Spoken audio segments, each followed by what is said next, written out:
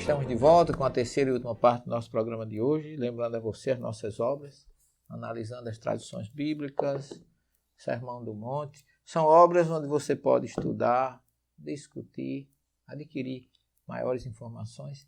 A Didaquê, uma obra traduzida diretamente do grego para o português.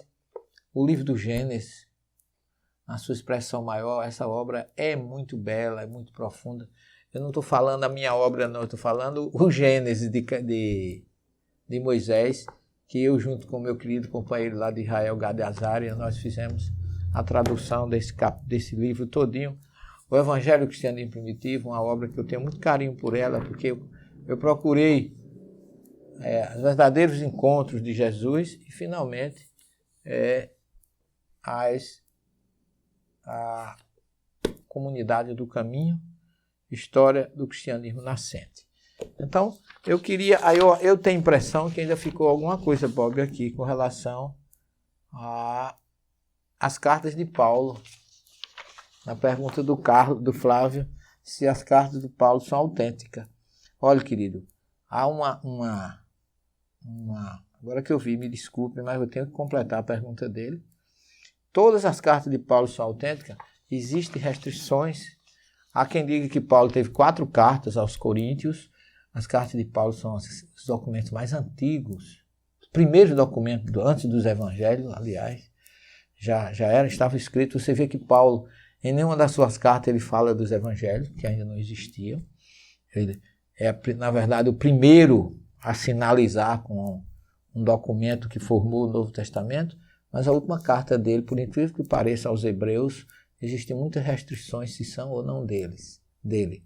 Então, muitos teólogos nem citam a carta aos Hebreus como sendo de Paulo. Agora, com exceção da carta aos Hebreus, a grande maioria são autênticas realmente.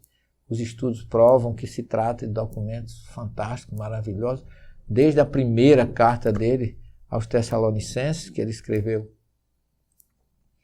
num momento de muita incerteza sobre sua passagem naquela cidade, que ele saiu quase tocado, mas quando ele recebe notícias lá em Coríntios do sucesso lá do seu trabalho, então ele começa a trabalhar nesses escritos e que deixaram registros maravilhosos e que denotam um homem dedicado ao amor de Jesus.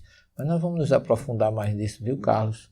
Porque nós estamos trabalhando aí num filme, um documentário sobre Paulo de Tarso e o cristianismo primitivo, e nós vamos falar muito, aprofundar muito essa questão das suas cartas, local onde ele escreveu, por que escreveu, qual o teor de cada carta. Tem um livro aí do nosso querido César Perry, ex-presidente da FEB, que ele fala das epístolas de Paulo na visão do Espiritismo, que está uma obra que eu recomendo, ficou muito boa a obra dele. Tem um livro do meu orientador, o Dr. Valmor da Silva, da Pontífice Universidade de Goiânia, que fala também um trabalho muito bom sobre as cartas de Paulo, que ele foi o meu orientador no pós-doutorado. Então, nós ainda vamos nos aprofundar muito nessa questão das cartas de Paulo. Nós temos quantos minutos, Bob? 3. Eu queria só lembrar mais uma vez, dentro do assunto que nós falamos aqui, que a decisão da primeira turma do STF, Supremo Tribunal Federal, de que praticar aborto nos 3 primeiros meses de gestação não é crime, cria um precedente para que juízes deem sentenças equivalentes em outros processos sobre o aborto. Mas isso não descriminaliza a prática no Brasil. Isso foi no dia terça-feira, 29 de novembro desse ano. E eu, mais uma vez, queria aproveitar esses 3 minutos para alertar que nós estejamos sempre ligados para a vida.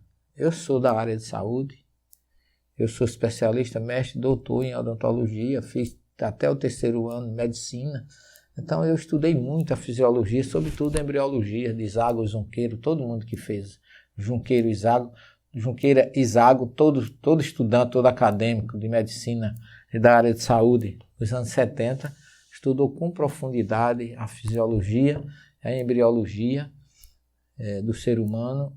E nós sabemos que desde a fase de ovo, o zigoto, ali, no momento que o espermatozoide fecunda o óvulo, ali já tem uma vida em profusão.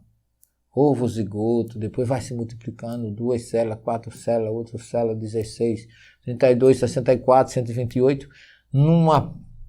eu diria assim, numa profusão de crescimento fantástico, ordenado para constituir o ser humano. Para vocês terem uma ideia, aqui falando, no decreto fala em 3 meses, mas aos 45 dias de vida uterina, a criança já está tão evoluída que na sua face, na sua cabecinha, no seu maxilar, já começa a se formar o germe dentário.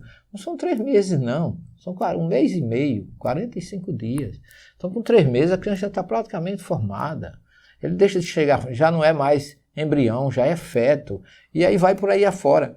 Então, nós precisamos ter muito cuidado com isso, porque nós não podemos ser um país que defende tanto a natureza, os animais em extinção, trabalham protegendo os ovos de tartaruga e ser a favor de destruir uma vida.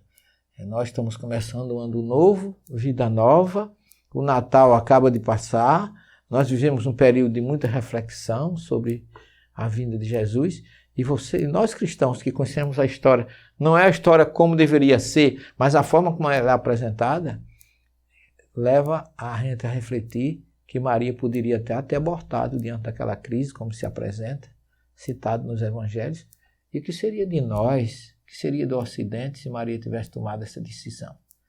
Então nós precisamos refletir sobre isso. Nós somos um país pacifista, de amor, de fraternidade e de valor à vida. Portanto, eu conclamo todos os cristãos a ficarmos pastores, que são muitos que tem lá no Congresso e no Senado, pastores, padres, espíritas, pessoas de todas as religiões cristãs. Trabalhemos unidos em favor da vida. Feliz Ano Novo para todos vocês. Muita paz e até o próximo programa. E se fosse possível conquistar novamente aqueles que se foram? Juntos nós podemos. Invista neste canal. Invista em um mundo melhor.